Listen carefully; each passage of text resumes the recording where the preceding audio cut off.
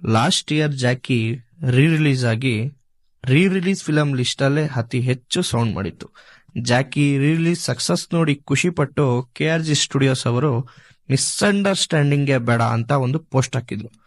ಈ ಪೋಸ್ಟ್ ಎಲ್ಲ ಅಪ್ಪು ಅಭಿಮಾನಿಗಳ ನಿದ್ದೆ ಕೆಡಿಸಿತ್ತು.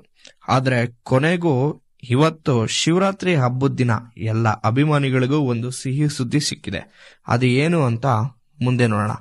ಹಾಯ್, ಹಲೋ, ನಮಸ್ಕಾರ ಸಿನಿಪ್ರಿಯರೇ, ವೆಲ್ಕಮ್ ಟು ಮೈ ಚಾನಲ್ ರಾ ರಿವ್ಯೂಸ್. ನಾನು ಸ್ಟಾರ್ಟಿಂಗ್ ಅಲ್ಲೇ ಹೇಳ್ದಂಗೆ KRG ಅವರು ಒಂದು ಸಣ್ಣ ಪೋಸ್ಟ್ ಮುಖಾಂತರ ಎಲ್ರಿಗೂ ಒಂದು ಕ್ಲೂ ಕೊಟ್ಟಿದ್ರು. ಅದೇ ಅಪ್ಪು ಸಿನಿಮಾ ರಿಲೀಸ್ ಬಗ್ಗೆ. 2002ರಲ್ಲಿ ಪುನೀತ್ ರಾಜ್ಕುಮಾರ್ ಅವರು ಪ್ರಥಮ ಬಾರಿಗೆ ನಾಯಕ ನಟನಾಗಿ ಅಭಿನಯಿಸಿದ್ದ ಸಿನಿಮಾ ಅಪ್ಪು. ಅದೇ ಚಿತ್ರ ಈಗ 23 ವರ್ಷಗಳ ನಂತರ ಅವರ 50ನೇ ವರ್ಷದ ಹುಟ್ಟುಹಬ್ಬದ ಪ್ರಯುಕ್ತವಾಗಿ ರಿಲೀಸ್ ಆಗ್ತಿದೆ.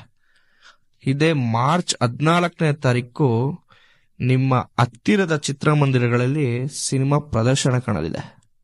ಈ ಸಿನಿಮಾ ನೋಡಿದ ಮೇಲೆ ಸಿನಿಮಾ ಕೊಟ್ಟಂತ ಎಕ್ಸ್ಪೀರಿಯನ್ಸ್ನ ಮತ್ತೊಂದು ವಿಡಿಯೋದಲ್ಲಿ ನಿಮ್ಮ ಮುಂದೆ ಹಂಚ್ಕೊಂತೀನಿ.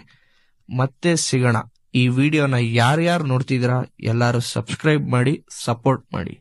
Thank you.